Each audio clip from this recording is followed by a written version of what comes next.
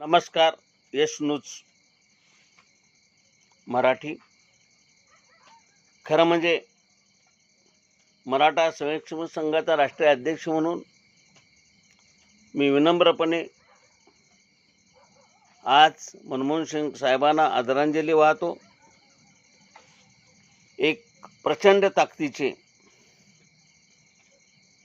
Reserve बँकेच्या governor पदापासून ते पंतप्रधान कार्यालयाचे आर्थिक सल्लागार, ज्या ज्या पदावर ते गेले त्या त्या पदावर त्यांनी त्या पदाला पद आणि प्रतिष्ठा निर्माण करण्याचं काम त्यांनी केलं. जगामध्ये भारताची मान उंचावली. त्यांच्या काळामध्ये 10 वर्षाच्या पंतप्रधान पदाच्या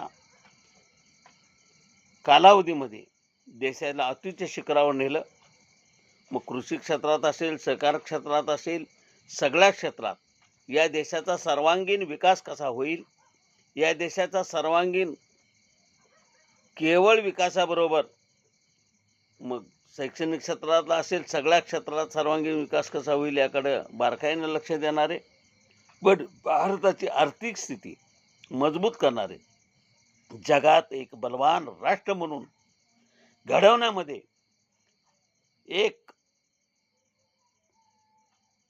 संकट काळामध्ये संकट मोचक म्हणून त्यांचं नेतृत्व ठरलं असं म्हटलं तर ते वावगं ठरू नये.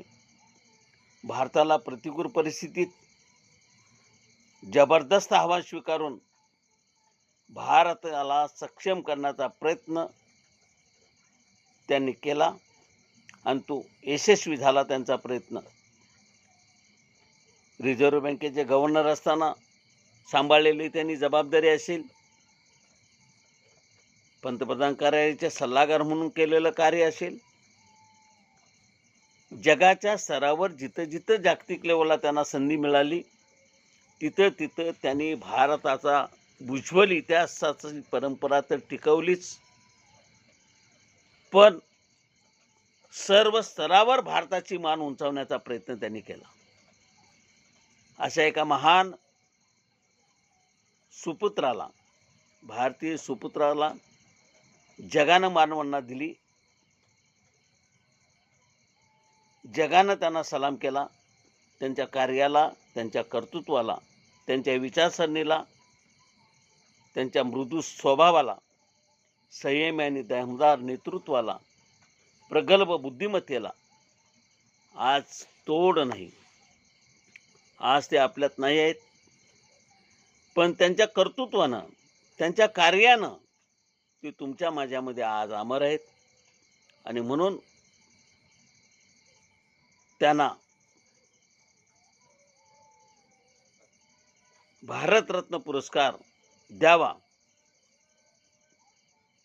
असे मी या व्हिडिओच्या माध्यमातून आदरणीय मोदीजी आणि आदरणीय राष्ट्रपतीजी यांना विनंती करतोय की यश न्यूजच्या माध्यमातून मी विनंती करतोय की अशा संकट मोचक नेतृत्व देणाऱ्या भारताच्या सुपुत्राला आज जगभर भारताची मान ज्याने उंचावली, जगामध्ये तिरंगा झळकावला आणि एका दमदार नेतृत्वानं अतिशय प्रतिकूल परिस्थितीमध्ये कोणत्याही प्रकारची अपुरी साधनं असताना सुद्धा सगळ्यावर मात करून भारताची मान जगभरामध्ये उंचावली.